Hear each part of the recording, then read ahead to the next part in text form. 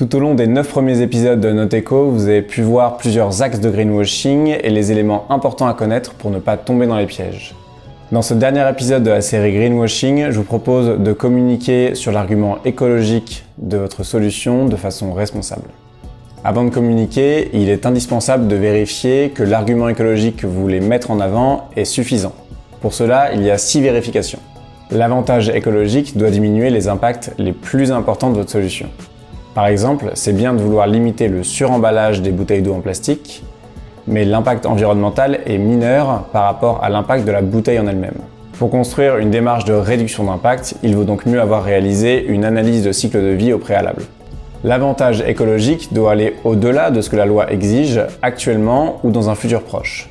Donc, un service de restauration ne doit pas se vanter de proposer une alternative aux couverts jetables en plastique, puisque c'est déjà obligatoire. L'évaluation environnementale du produit doit se faire sur la base de critères sérieux.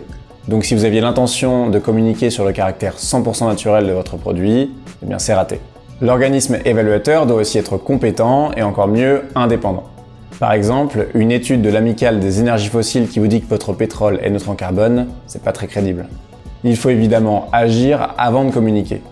L'avantage écologique ne peut exister s'il ne s'agit que de promesses et d'engagements. Il ne doit pas non plus y avoir de controverses publiques ou scientifiques sur l'avantage écologique mis en avant.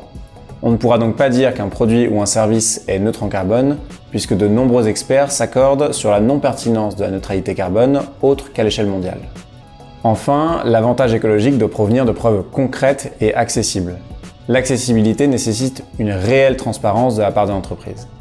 Si toutes les cases sont cochées, alors il y a peu de chances pour que votre communication contienne du greenwashing. Ce qu'il faut retenir, c'est qu'il faut beaucoup de transparence et d'apport de preuves. Voilà, la Note Eco sur le greenwashing se termine avec cet épisode. Je tiens à vous remercier pour votre soutien depuis la création de ce format. Un soutien qui nous permet de vous proposer très prochainement un nouveau format de vidéo, toujours dans le but d'avoir une meilleure compréhension des enjeux environnementaux. On se retrouve très vite, à bientôt.